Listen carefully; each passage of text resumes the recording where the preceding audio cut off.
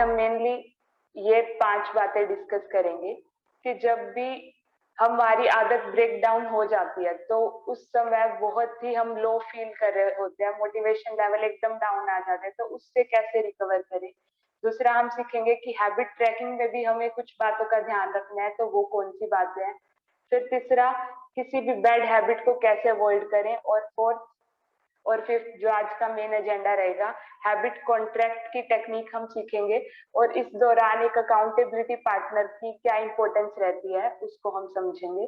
तो शुरुआत करते हैं इसे समझने से कि कैसे हम रिकवर करें जब भी ना चाहते हुए भी हमारी कोई आदत किसी अनप्रेसिडेंटेड सिचुएशन या सरकमस्टांस की वजह से छूट जाती है।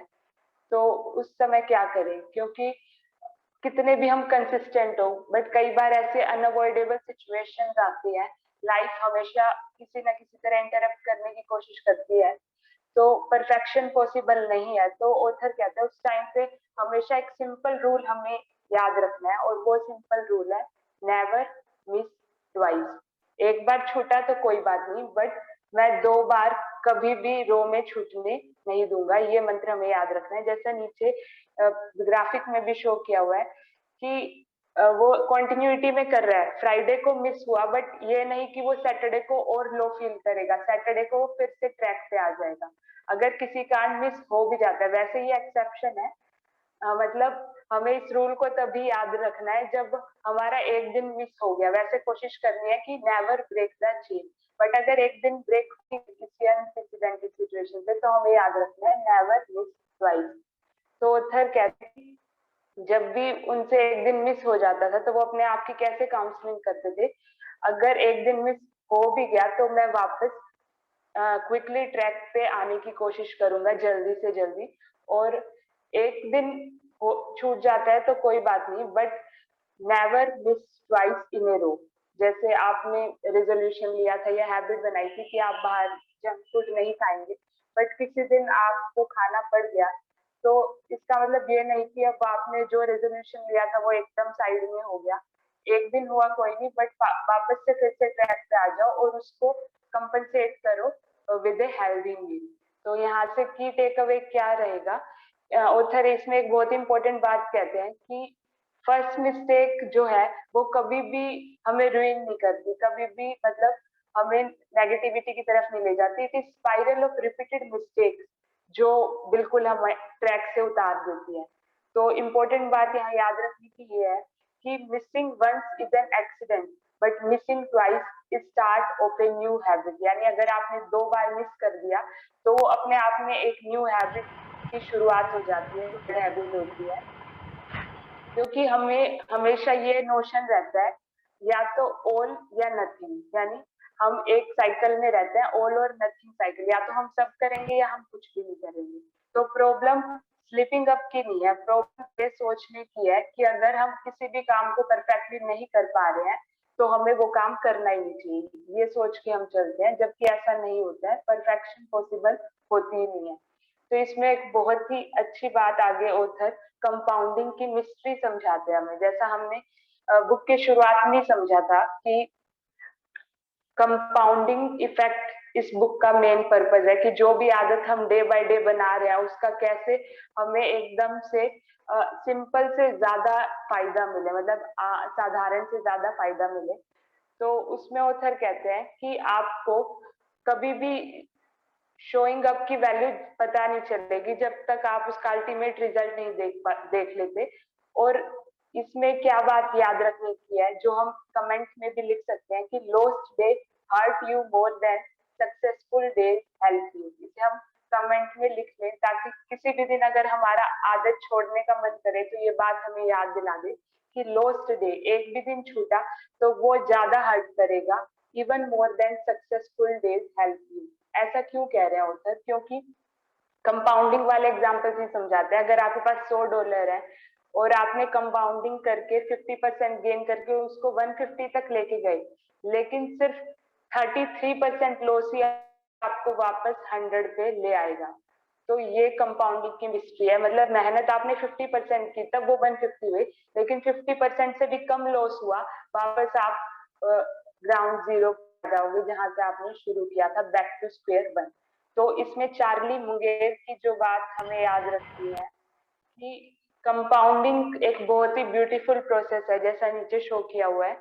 इसे भी हम याद रखें कि compounding is a very beautiful process. और इसका पहला रूल कंपाउंडिंग की प्रोसेस क्या है कि नेवर इंटरप्ट इट अननेसेसरीली।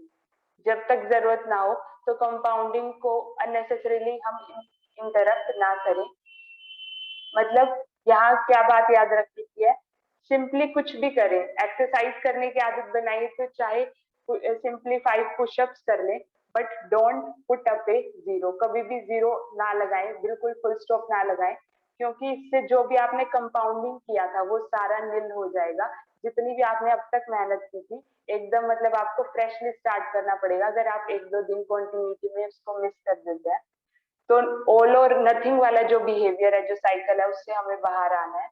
और फिर दूसरी बात जो दूसरा पॉइंट है आज के एजेंडा का हमारा, वो ये है कि कैसे हम हैबिट ट्रैकिंग करते वक्त उसके जो डार्क साइड है उससे बचे। मतलब हैबिट ट्रैकिंग करते वक्त भी हो सकता है कि हम कुछ गलत समझ के उसको गलत तरह से ट्रैक करने लग जाएं। तो उसमें भी हमें किन बातों पे ध्यान रखना है वो ऑथर बताते हैं कि जब भी हम हैबिट ट्रैक करते हैं तो कई बार क्या होता है, we become driven by number. हम नंबर पे ज्यादा फोकस करने लग जाते हैं और पर्पस, जिस कारण से हमने उसे शुरू किया था, उसे भूल जाते हैं।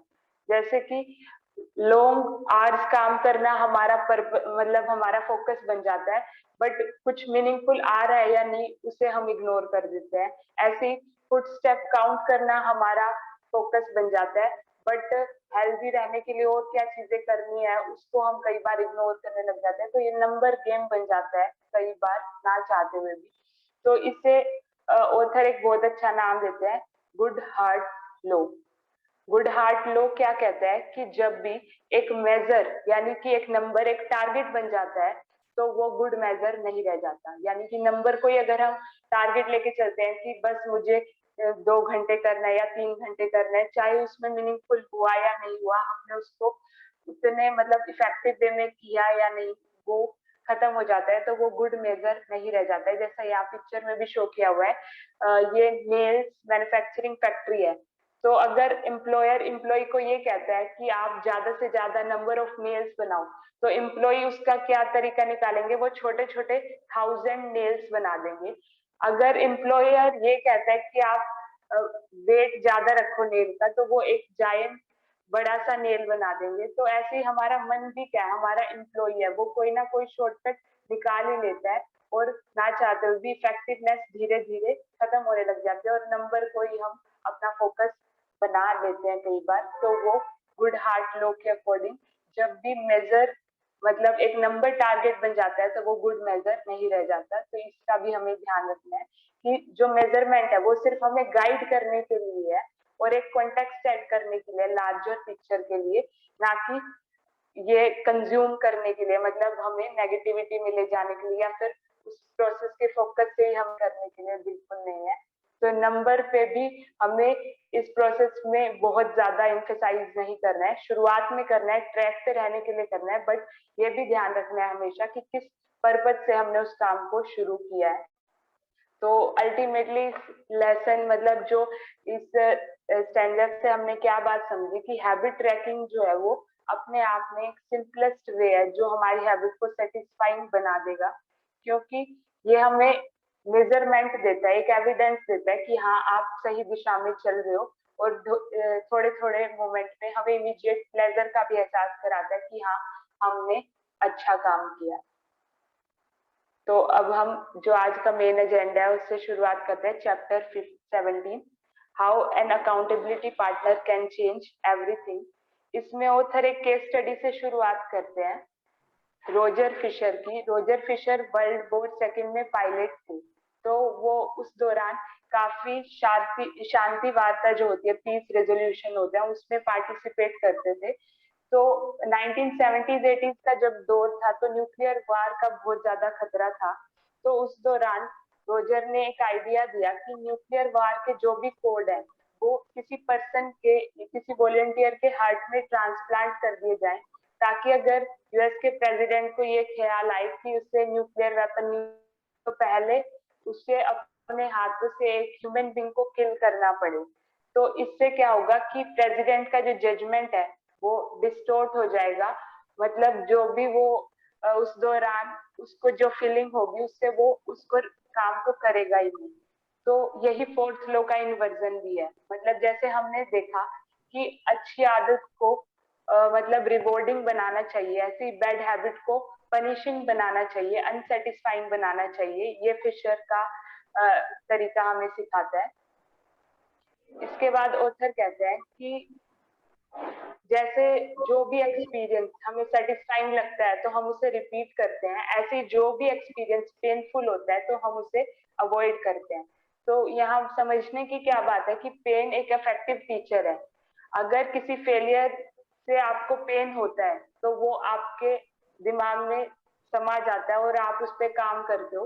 लेकिन अगर कोई फेलियर रिलेटिवली पेनलेस रहता है तो आप उसे इग्नोर कर देते हो। तो यहाँ जैसे हमने देखा था कि इंस्टेंट रिवॉर्ड होना चाहिए, ऐसे इंस्टेंट और इमीडिएट पनिशमेंट होनी चाहिए बैड हैबिट के लिए। जैसे कि इमीडिएट, और जितनी इमीडिएट और मोर कॉस्टली पनिशमेंट होगी या मिस्टेक होगी हमारी, उतना ही ज्यादा चांस है कि हम बैड बिहेवियर को रिपीट कम करेंगे। जैसे कि अगर कोई रेस्टोरेंट में बैड या अच्छा खाना नहीं बनाता है तो उन्हें पता है कि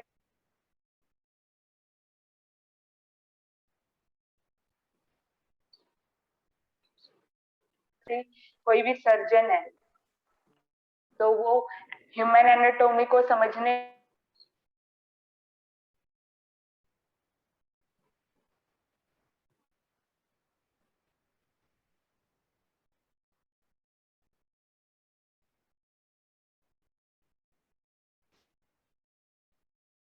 टेकअवे यहाँ से क्या है हमारे लिए कि जो भी बुरी आदत को हम छोड़ना चाह रहे हैं उसके कॉन्सिक्वेंसेस को हम सेवर बना दें या पेनफुल बना दें, ताकि हम बैड हैबिट को अवॉइड करें। कई बार होता है कि बैड हैबिट को हम रिपीट करते हैं, तो ऐसा क्यों होता है? क्योंकि जो हमारी बुरी आदतें हैं वो एक तरह से किसी ना किसी तरह हमें सर्व कर रही होती है, इसलिए उन्हें छोड़ना मुश्किल होता है। तो बेस्ट वे है कि आप उस दौरान अपनी स्पीड ऑफ पनिशमेंट या जो भी उससे रिलेटेड आप करना चाहते हो उसको इंक्रीज कर दो, ताकि आप उस बैड बिहेवियर को छोड़ सको। फिर ऑथर कहते हैं कि इसमें एक बात और ध्यान रखनी है हमें कि स्ट्रेंथ ऑफ पनिशमेंट जो है वो भी प्रोपोर्शनेट होनी चाहिए। मतलब कि प्रोडक्टिव अगर हम होना चाह रहे हैं तो जो कॉस्ट ऑफ प्रोकास्टिनेशन है वो must be greater than cost of action. जब तक आपको ये नहीं लगेगा कि जो मैं प्रोकास्टिनेशन कर रहा हूँ उसकी कॉस्ट कितनी बड़ी है, देन मैं अगर काम कर लूँ उससे, तो फिर आप हमेशा उस जो प्रोकास्टिनेशन वाला बैड बिहेवियर है उसको अवॉइड करोगे। तो स्ट्रेंथ ऑफ पनिशमेंट जो है वो रिलेटिव होनी चाहिए, ये ऑथर यहाँ समझाना चाह रहे हैं। उसके बाद जो अगला इम्पोर्टेंट पॉइंट यहाँ से है कि जो भी हम पनिशमेंट दें या बैड बिहेवियर को अवॉइड करने के लिए करें, तो उसमें हमारी जो पनिशमेंट का नेचर है वो कैसा होना चाहिए? मोर लोकल, टेंजिबल, कंक्रीट, इमीडिएट। ये चार बातें हमें याद रखनी है। जितनी पनिशमेंट या कॉन्सिक्वेंस लोकल होगा, मतलब हमारे आसपास हमें दिखेगा, टेंजिबल होगा, कंक्रीट होगा, इमीडिएट होगा, ये चारों फैक्टर होंगे अगर हमारी पनिशमेंट में या कॉन्सिक्वेंस में, तो हम बैड बिहेवियर को इग्नोर करेंगे। और अगर हमारी पनिशमेंट में इंटेंजिबलनेस है या वेगनेस है या डिलेड है, मतलब आज हमने गलती की, पनिशमेंट कल दे रहे हैं अपने आप को, तो वो डिलेड है, तो उसका जो इन्फ्लुएंस है, जो हम उस अपने नेगेटिव बिहेवियर को अवॉइड करना चाह रहे हैं, वो नहीं हो पाएगा, ऐसा ऑथर कहते हैं। तो इसके लिए भी एक सोल्यूशन ऑथर कहते हैं कि एक स्ट्रेट फॉरवर्ड तरीका है कि इमीडिएट कॉस्ट हम अपनी बैड हैबिट में ऐड कर सकें, और वो तरीका है हैबिट कॉन्ट्रैक्ट का। जैसे हम इसको ऑथर एक केस स्टडी से समझाते हैं, हम इससे समझ सकते हैं कि 1984 में फर्स्ट सीट बेल्ट लॉ आया था न्यूयॉर्क में। तब तक मतलब बहुत कम, सिर्फ 14% लोग सीट बेल्ट का यूज करते थे, लेकिन जैसे ही वो लॉ बना तो विद इन 5 ईयर ऐसा देखने में आया, हाँ, आधे से ज्यादा नेशन में सीट बेल्ट लो लागू हो गए थे। तो कहने का भाव क्या है? जैसे गवर्नमेंट ने क्या किया, लो और रेगुलेशन लाके हमारी हैबिट को चेंज किया by creating a social contract.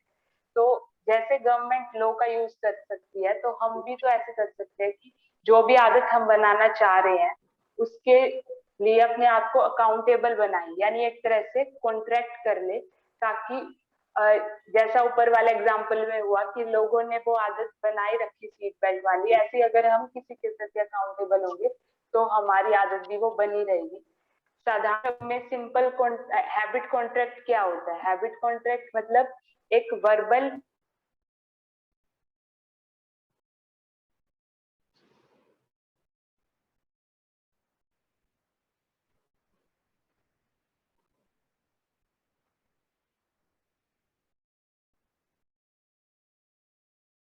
वो एक तरह का हैबिट कॉन्ट्रैक्ट हुआ जो आज का मेन एजेंडा है हमारा समझने का।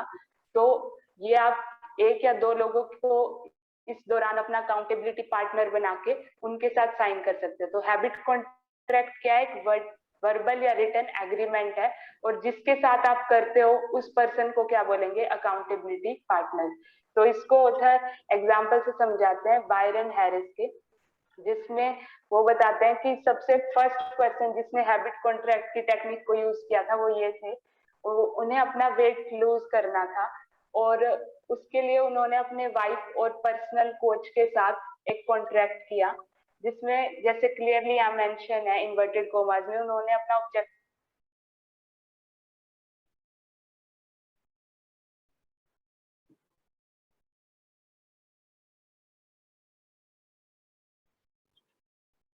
ऐसे ही हमें भी रोड मैप बनाना होगा कि फेज 1 क्या रहेगा, 2 क्या रहेगा, 3 क्या रहेगा।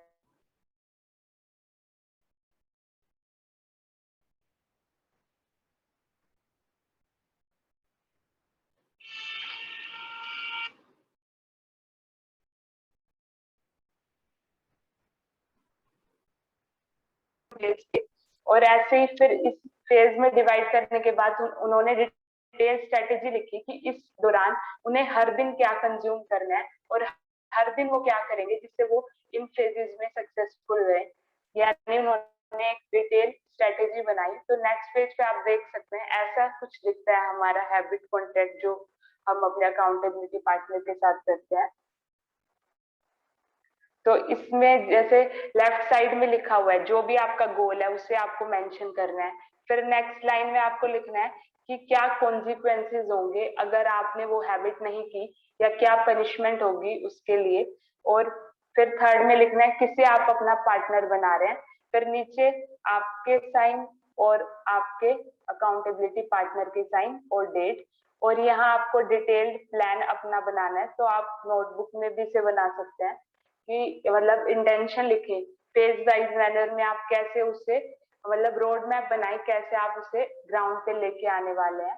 तो उसके बाद एक प्रिपेयर्ड हैबिट कॉन्ट्रैक्ट भी है, जैसे नीचे लिखा हुआ है कि एक पर्सन को गिटार बनाने की आदत बनानी थी, तो उन्होंने सबसे पहले ऑब्जेक्टिव लिखा to play guitar on daily basis. उसके बाद उन्होंने लिखा कि अगर उन्होंने नहीं किया तो उन्हें क्या करना होगा। जैसे यहाँ लिखा I will have to wash the day dishes.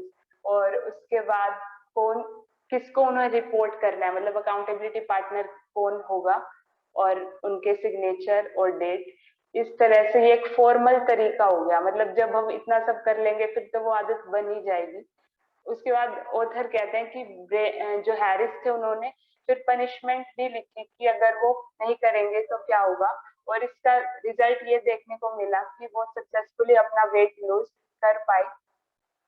तो कहने का यहाँ पे तरीका क्या क्या भाव है कि हैबिट कॉन्ट्रैक्ट एक स्ट्रेट फॉरवर्ड वे है जिससे हम आदत को पक्का कर सकते हैं, और इसमें जो हमारी हेल्प करेगा वो होगा हमारा अकाउंटेबिलिटी पार्टनर। जैसे पिक्चर में आपको सारा नजर आ रहा होगा कि कैसे accountability partner shoulder to shoulder आपकी हेल्प करता है जो भी आपने प्लान बनाए हैं। और power of having an accountability partner इस पिक्चर में बहुत अच्छे से शो की हुई है। और उसके बाद ऑथर कहते हैं कि अगर एक अकाउंटेबिलिटी पार्टनर जो भी आपका होगा वो should feel safe to challenge when you are not keeping your commitment. तो ऐसा ना हो कि आप अपने छोटी बहन या भाई को बना लो और वो आपको चैलेंज ही ना कर पाए। तो किसी ऐसे पर्सन को पार्टनर बनाए जिससे हम थोड़ा डरे भी, और फिर उसके सामने अगर हमने परफॉर्म नहीं किया तो फिर हमें उसका डर की वजह से हम कर ही ले। जैसा यहाँ दिखाया हुआ है कि अकाउंटेबिलिटी पार्टनर की क्यों इतनी इंपॉर्टेंस है, इसे हमें समझना बहुत जरूरी है। सबसे पहली बात, क्योंकि जब आपको ये पता रहेगा कि कोई आपको देख रहा है या कोई आपको वॉच कर रहा है, हमेशा someone is watching can be powerful motivator, तो आपको याद रहेगा कि हाँ हमें ये काम करना ही है। और दूसरा, आप प्रोकास्टिनेट भी नहीं करोगे क्योंकि आपको पता है इमीडिएट इसकी कॉस्ट है, क्योंकि अकाउंटेंट पार्टनर से हमने कॉन्ट्रैक्ट किया और नहीं किया तो उसकी पनिशमेंट भी हमें फिर फेस करनी पड़ेगी। और इसके बाद if you don't follow through perhaps they see you as a. और तीसरी बात जो इसमें इम्पोर्टेंट है कि अगर हम नहीं करते हैं तो हमें सामने वाला अनट्रस्टवर्दी और लेजी के उन नजरों से देखता है। तो हम हमेशा चाहते हैं कि सामने वाला हमें अच्छी नजरों से देखे, समझे कि हम पंचुअल है, उसका ओपिनियन हमारे बारे में हमेशा अच्छा रहे। तो उसके चक्कर में हम कर भी लेते हैं। जैसे लाइफ कोचिंग प्रोसेस में क्या होता है कि इवन लाइफ हैबिट ट्रैकर जो भरना होता है, लाइफ ट्रैकर, हमें हमेशा पता होता है कि अगर हमने नहीं भरा तो कोच हमें नेक्स्ट डे पूछेंगे। और इवन उनका सिंपली पूछना भी हमें ट्रिगर करता है कि हमें उसको भरना ही है। तो इस तरह accountability partner can change everything. मतलब जो आदत हम अकेले नहीं बना पा रहे हैं, या फिर होता है कि हमारे टारगेट्स या गोल बहुत बड़े होते हैं, तो उस दौरान सिंपली अपने रास्ते पे चल पाना बहुत मुश्किल होता है। तो हमें एक सपोर्ट चाहिए होता है जो हमें गाइड करे और हमारी जो आदत हमने बनाने की सोचा है उसे रीइंफोर्स करता रहे। तो उसमें अकाउंटेबिलिटी पार्टनर हमारी हेल्प करता है। तो इतनी सी बात, कितनी सी बात कि एक अकाउंटेबिलिटी पार्टनर की वैल्यू क्या है और हैबिट ट्रैकिंग कैसे हमारी हेल्पफुल रह सकती है। पूरी बुक में से अगर ये दो बातें हमें याद रह जाएंगी तो हमें मतलब इस बुक का जिस्ट याद रह जाएगा एक तरह से।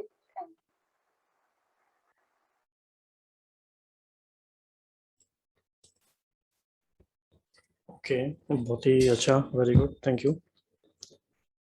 ठीक है, इसमें अपना अपना एक्सपीरियंस कोई शेयर करना चाहता है? कोई भी आपके अकाउंटेबिलिटी पार्टनर रहे हो, किसी का भी, कोई भी, कहीं भी? वैभव, आप बताओ।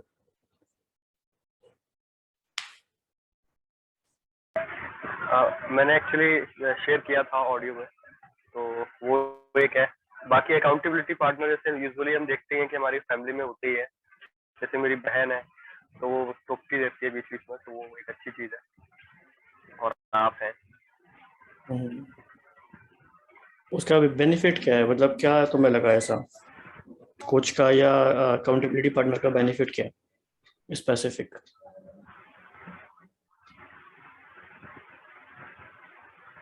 हाँ जैसे कि अभी आंचल दीदी ने भी बताया कि बेनिफिट तो मतलब सबसे बड़ा तो चीज जो मुझे लगता है कि फीडबैक लूप होना आपके पास बहुत ज्यादा जरूरी है। आप जो भी कुछ अगर कर रहे हैं, क्योंकि कई बार क्या होता है कि हम उस मोड में नहीं होते हैं, इम्प्रूवमेंट वाले मोड में, मतलब उस एनर्जी में नहीं होते हैं, या हमें लगता है कि हम काफी कुछ ज्यादा कर रहे हैं, या हमें लगता है मतलब कई सारे डिफरेंट डिफरेंट फीलिंग्स में होते हैं। तो बट जब अकाउंटेबिलिटी पार्टनर होता है तो एक थर्ड पॉइंट ऑफ व्यू से वो देखता है, और वो हमेशा इस तरीके से देखता है कि हम इम्प्रूव करें। स्पेसिफिकली जैसे कि अगर हमारा सच में कोई चाहने जो हमारे वेलबींग सोचता है, अकाउंटेबिलिटी पार्टनर सबसे खास बात तो यही है, तो वो सबसे पहले सोचता है कि हमारे वेलबींग के बारे में, यानी कि हम अच्छा करें, और उसकी हमसे एक्सपेक्टेशन भी होती है। तो वो कहीं ना कहीं जो अकाउंटेबिलिटी पार्टनर है वो उसको कहीं ना कहीं उस चीज को पूरा करता है, और हमें काफी ज्यादा हेल्प करता है हमारी जो ओन हैबिट्स हैं उसको वो करने में, पूरा करने में। राइट। तो वैसे भी जैसे अगर एक एग्जांपल मैं देखते चलूँ, जैसे कंपनीज में भी फीडबैक सिस्टम एक हमेशा लगा रहता है कंपनीज में। आजकल गवर्नमेंट भी हम देख रहे हैं कि वो भी जो है फीडबैक लेना शुरू कर रहे हैं। तो उसका सबसे बड़ा बेनिफिट यही है। कई बार ऐसी ऐसी चीजें होती हैं जो आपको दिखती नहीं है सामने से, बट जब कोई थर्ड पर्सन आपको कहता है तो वो आपको बहुत इजीली, मतलब आपका काम ये समझ लो कि आप कुछ चीज कर रहे हो, आपका काम बहुत ज्यादा आसान कर दिया उस व्यक्ति ने वो उस इम्प्रूवमेंट जर्नी में। तो ये मुझे सबसे ज्यादा लगता है। राइट, सोनिया जी, आप कुछ कहना चाहेंगे? सोनिया जी, अंशु मैम, निखिल भाई, मनमोहन जी, कोई भी शेयर कर सकते हैं। We have 2 minutes।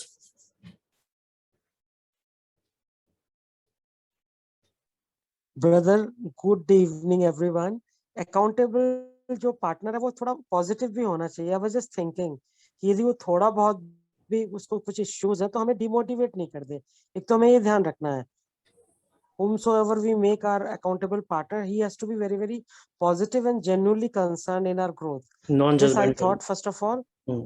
Yeah, perfect. Yeah, it has to be that way. And second, I want to, you didn't give us audio of this chapter, and Achalji, she presented it beautifully, but break of voice, if network problem can be sorted. Thanks, it was wonderful. Let me think whomsoever I can make my accountable partner. But Yes, the yes. person has to be very, very genuine, non-judgmental. Thank All right, thank you. ठीक है, मनमोहन जी आप कुछ कहना चाहेंगे? 1 minute we have left with. कैसे आप implement करते हैं? अकाउंटेबिलिटी पार्टनर भी एक अच्छा कॉन्सेप्ट आज हमें सीखने को मिला। मैं तो अकाउंटेबिलिटी पार्टनर पहले अपने पेरेंट्स को मानूंगा, खास करके मदर को। जब हम बचपन में इतना हमारी मैच्योरिटी नहीं थी और विजडम भी नहीं था कि वो हमको हर चीज़ में गाइड करते हैं, और वो जो ग्रूमिंग प्रोसेस होता है एक्चुअली वो हमको मॉनिटर करते रहते हैं, हमें वॉच करते रहते हैं कि आपको ये गुड हैबिट्स को हमेशा ट्रैक करना है, या हम लोग कहीं पे डेविएट हो रहे हैं तो हमें वो ट्रैक करके हमें सही रास्ता दिखाते हैं। तो अकाउंटेबिलिटी पार्टनर, क्योंकि जैसे जैसे हम बड़े होते जाते हैं तो वो चीज़ें थोड़ा डिटैच हो जा रहा है, तो हमें आजकल अकाउंटेबिलिटी पार्टनर किसी को ढूंढ के हमें ये करना पड़ रहा है। तो इनिशियल फेज में तो मैं उनको ही अपने अकाउंटेबिलिटी पार्टनर मानता हूँ, और आज के डेट पे हमें अपना अकाउंटेबिलिटी पार्टनर भी ढूंढना पड़ेगा जो कि हमारे सही हैबिट्स को हमें ठीक से गाइड कर सके। Right. Okay, thanks everyone.